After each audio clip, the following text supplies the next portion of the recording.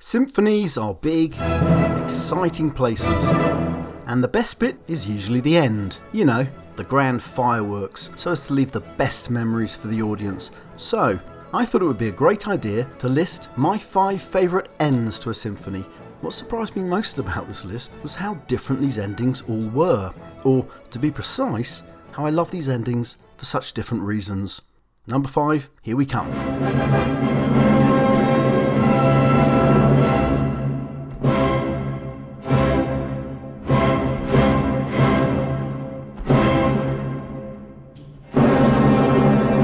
Now that's just the short version. This one is all about the size, noise and shock of the fireworks.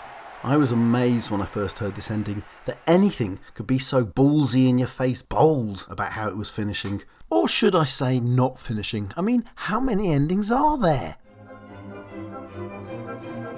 This feels like the end. Oh no.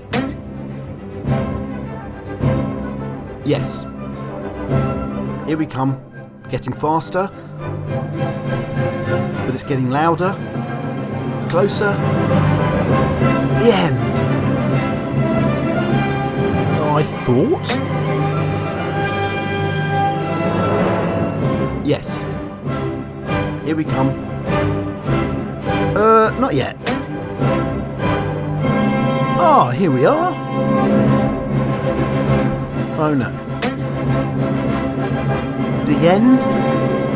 Are you kidding? The end. End? End? Am I going mad?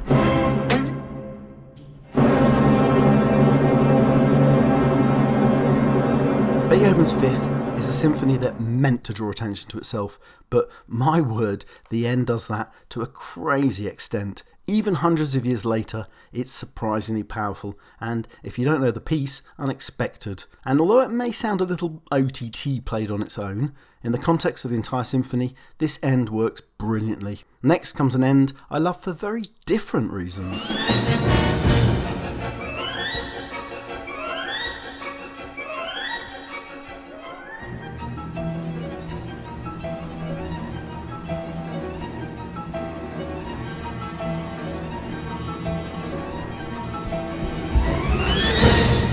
Prokofiev wrote his Fifth Symphony in 1944, nearly a decade after having returned to live in Stalin's Russia.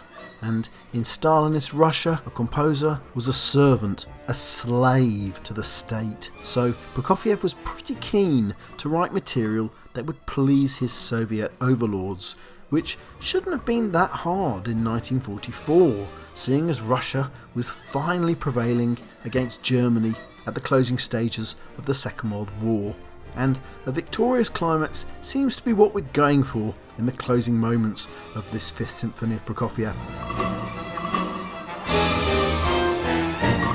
But something suddenly very different happens at the end. Instead, the symphony retreats for 30 seconds into what sounds like a labyrinth of silent paranoia, which I can't help but ascribe to the fact that he's composing this in Russia under the terrifying rule of Stalin. This sudden tiny ending has nothing to do with Germany and Nazis and the war. This is a soundtrack for Stalinist terror.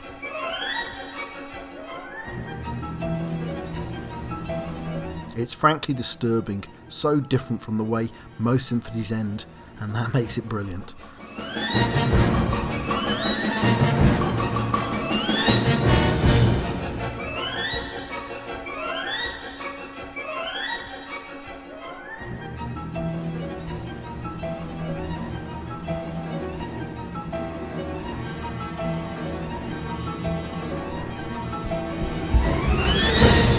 Next comes an end that satisfies by not satisfying.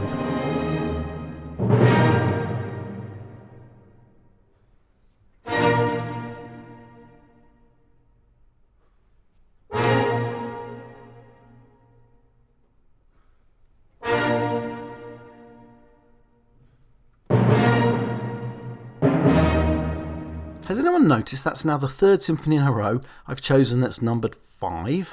Ooh, creepy. But this is an end I love because I can never quite anticipate it correctly. The trick is so simple, just moving a couple of beats to different positions in the bar, but it works so well. I mean, just try to guess those beats.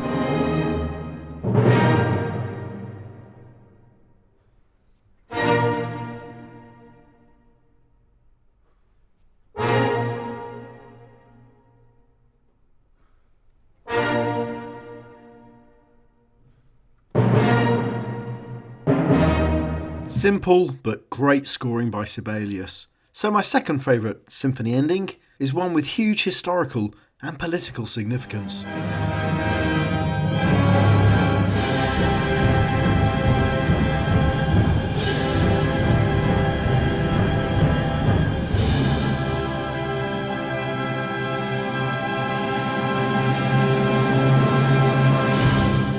I've already made a video about this wonderful symphony and the small part it had to play in the Second World War, so do check that out. But I also want to say how great the ending is in itself.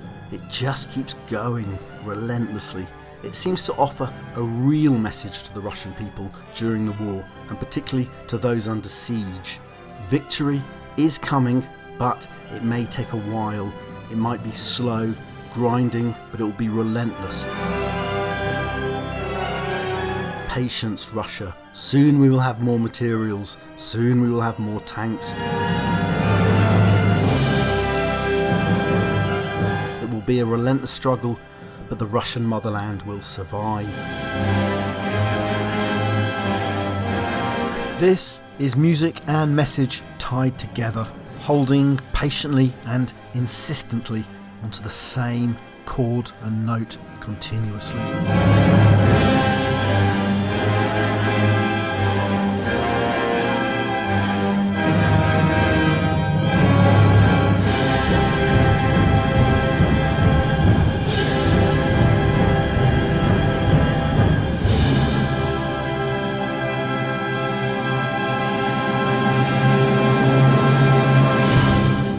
Before I get to number one, an honourable mention for Mahler, both for the end of his Second Symphony, for Triumph, or his Ninth Symphony, for the Silence of Death, either of which could have made this list. Triumph and Death, great bedfellows there. And there's more symphonic endings that could have made this list that you will no doubt tell me about in the comments section. But finally, at number one,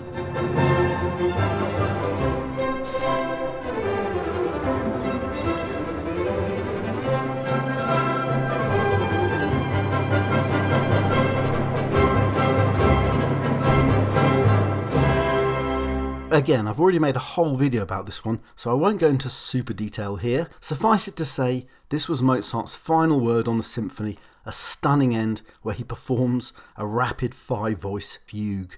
I mean, the fugue was such an old-fashioned device by Mozart's time. To use it to transform this end into such an exciting triumph, this really is one of Mozart's greatest moments. And remember, Mozart squeezes that whole fugue into under a minute, making the whole section quicker than Beethoven's end to the Fifth Symphony.